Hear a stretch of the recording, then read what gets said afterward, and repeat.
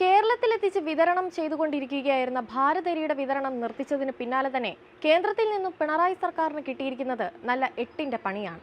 ഇതോടെ സപ്ലൈകോ പൂട്ടേണ്ട അവസ്ഥയിലാണ് സർക്കാർ.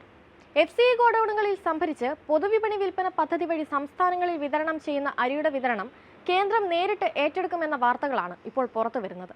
ഈ അരി സംസ്ഥാന ഏജൻസികൾക്ക് നൽകേണ്ടതില്ലെന്ന തീരുമാനത്തെ കേരളം എതിർക്കും. പൊതുവിപണിയിൽ സംസ്ഥാനം ഇടപെടുന്നത് തടയാനാണ് ഈ നീക്കമെന്നാണ് ആരോപണം. സംസ്ഥാനത്തെ പൊതുവിതരണ സമ്പ്രദായത്തെയും തീരുമാനം ബാധിച്ചേക്കും. ഭാരത് ബ്രാൻഡിൽ രാജ്യത്ത് എല്ലായിടത്തും വിൽക്കാനായി കേന്ദ്ര സർക്കാർ ഏജൻസികളായ നാഫെഡ്, കേന്ദ്രീയ ഭണ്ഡാർ, ദേശീയ സഹകരണ കൺസ്യൂമർ ഫെഡറേഷൻ എന്നിവയ്ക്ക് അരി കൈമാറണമെന്നാണ് നിർദ്ദേശം. ഇത് സംബന്ധിച്ച് FCI ചെയർമാന് കേന്ദ്ര ഭക്ഷ്യ പൊതുവിതരണ ഉപഭോക്തൃകാര്യ മന്ത്രാലയം കത്തയച്ചു. ഭാരത് ബ്രാൻഡിന് വേണ്ടിയാണ് ഇതെന്നാണ് ആരോപണം. ഈ വിഷയം ദേശീയ തലത്തിൽ കേരളം ചർച്ചയാക്കും. FCI ഗോഡൌണുകളിൽ സംഭരിക്കുന്ന അരിക്ക് കേന്ദ്രം ടെൻഡർ ക്ഷണിക്കുമ്പോൾ സപ്ലൈകോ അടക്കം ടെൻഡറിൽ പങ്കെടുത്ത് അരി നേടുമായിരുന്നു.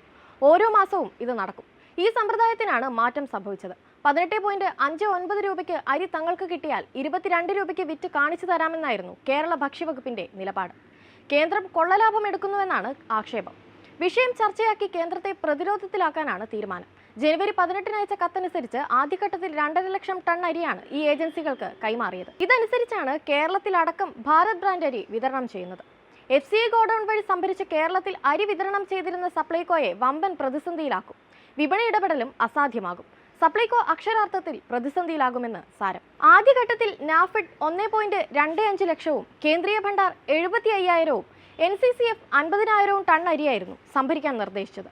ഭാരത് ബ്രാൻഡ് അരി വിൽപ്പന എങ്ങനെയെന്ന് വിശദീകരിച്ചുള്ള രണ്ടാമത്തെ കത്ത് FCI ചെയർമാനു പുറമെ 3 കേന്ദ്ര ഏജൻസികളുടെ MD-മാർക്കും കേന്ദ്ര ഭക്ഷ്യ മന്ത്രാലയം ജനുവരി 30-ന് അയച്ചുവെന്നാണ് റിപ്പോർട്ട്. എല്ലാ വിഭാഗം ഉപഭോക്താക്കൾക്കുമായി 5 ലക്ഷം ടൺ അരി ഏറ്റെടുത്ത് വിതരണം ചെയ്യാനും ആദ്യഘട്ടത്തിൽ 2.5 ലക്ഷം ഇത്തരത്തിൽ ഏറ്റെടുക്കാനുമാണ് നിർദ്ദേശം. മാർച്ച് 31 വരെയാണിത്. ഇതിന് കിലോഗ്രാമിന് 24 രൂപ വില കണക്കാക്കി. ഇതിൽ കിലോഗ്രാമിന് 5.41 രൂപ കേന്ദ്രം തന്നെ 3 ഏജൻസികൾക്കും സബ്സിഡി ഇളവും അനുവദിച്ചു. ഇതനുസരിച്ച് കിലോഗ്രാമിന് 18.59 രൂപ പ്രകാരം ഏജൻസികൾക്ക് അരി ഏറ്റെടുക്കാം. ഇതാണ് പരമാവധി 29 രൂപയിൽ കവിയാത്ത വിലയ്ക്ക് ഉപഭോക്താക്കൾക്ക് വിതരണം ചെയ്യുന്നത്. ഇതിലൂടെ കേന്ദ്രത്തിന് ലാഭവും കിട്ടുന്നു. FCIയുടെ പക്കൽ സ്റ്റോക്കുള്ള അസംസ്കൃത അരി മാർച്ച് 31-നകം 3 ഏജൻസികൾക്ക് വഴി മാത്രം വിതരണം ചെയ്യാനാണ് നിർദ്ദേശം. ഭാരത് അരിയായി ഇപ്പോൾ വിൽക്കുന്നത് വെള്ള അരിയാണെങ്കിലും ചുവന്ന അരിയും FCIകളിലുണ്ട്. അതും മറ്റ് ഏജൻസികൾക്ക് നൽകുന്നില്ല. ഇതോടെ അരി വിപണിയിൽ സംസ്ഥാന ഇടപെടലിന് കഴിയാത്ത അവസ്ഥ വരും.